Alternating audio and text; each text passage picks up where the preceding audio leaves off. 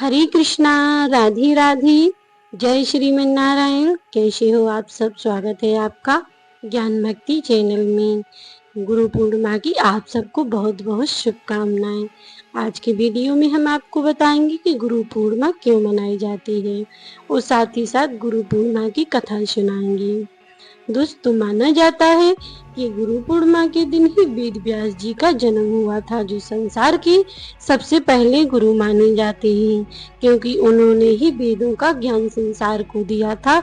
उन्होंने ही वेदों की रचना की थी, इसीलिए वह संसार के सबसे पहले गुरु हैं। तो आज के दिन भगवान वेद व्यास जी ने अपने ग्रंथों को भी पूर्ण किया था, इसलिए यह दिन विशेष माना जाता है कि इसी दिन भगवान श्री कृष्ण ने अपने गुरु शार्दूल से शिक्षा प्राप्त की थी, इसीलिए यह दिन और भी बेहतर बनाया गया था। और माना जाता है दोस्तों, इस दिन गौतम बुद्ध ने भी अपने 5 शिष्यों को विद्या देकर विद्या का अनुभव प्राप्त किया था। तो दोस्तों, इस दिन के लिए गुरु से मिलना और गुरु के दर्शन करना बहुत ही महत्वपूर्ण माना जाता है। दोस्तों, साल भर जो अपने गुरु से ना मिला हो, गुरु की पूजा जिसने ना की हो, वह गुरु पूर्णिमा के दिन एक दिन करने से उसी साल भर की पुण्य की प्राप्ति हो जाती है। इसीलिए यह गुरु पूर्णिमा गुरु के लिए विशेष मानी जाती है। अगर आपकी कोई आध्यात्मिक गुरु है तो आप उनसे मिलकर उनकी पूजा कर सकते हैं, और यदि नहीं हो तो वेद व्यास जी और महादेव जी को गुरु मानकर उनकी भी विशेष पूजा अर्चना कर सकते हैं। यह दिन गुरुदेव के लिए विशेष बताया गया है। इस दिन गुरु के दर्शन मात्र करने से प्राणी के समस्त पापों से मुक्त हो जाता है। आइए जानते हैं गुरु पूर्णिमा की कथा। दोस्तों, गुरु पूर्णिमा के दिन ही महर्षि वेद व्यास जी का जन्म हुआ था।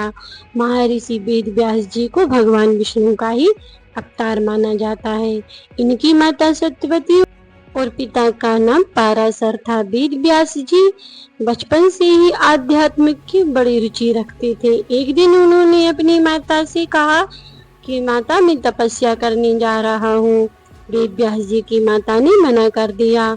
तब उन्होंने बहुत हट करने के बाद वे माता ने उन्हें आज्ञा दे दी और कहा कि यदि तुम्हें अपने घर की याद आवे तो तुम वापस लौट आना। इस प्रकार वेद व्यास जी अपने माता पिता को प्रणाम करके वन में तपस्या करने लगे। कठिन तपस्या करने के बाद भगवान की कृपा से उनको संस्कृत का ज्ञान हो गया।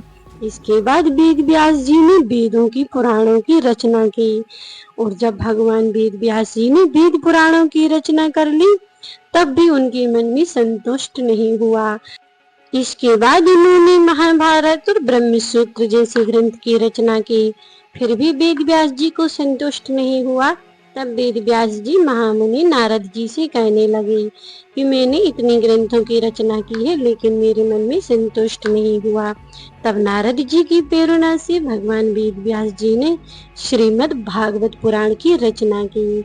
इसके बाद भगवान वेद व्यास जी ने गुरु पूर्णिमा के दिन ही सारे वेदों की रचना समाप्त की थी। इसीलिए गुरु पूर्णिमा का दिन बेहद खास माना जाता है। गुरु पूर्णिमा का दिन आध्यात्मिक गुरु बनाने का और ज्ञान प्राप्त करने का शुभ फल माना जाता है। इस दिन भगवान वेद व्यास जी को भी प्रथम गुरु के रूप में पूजा की जाती है।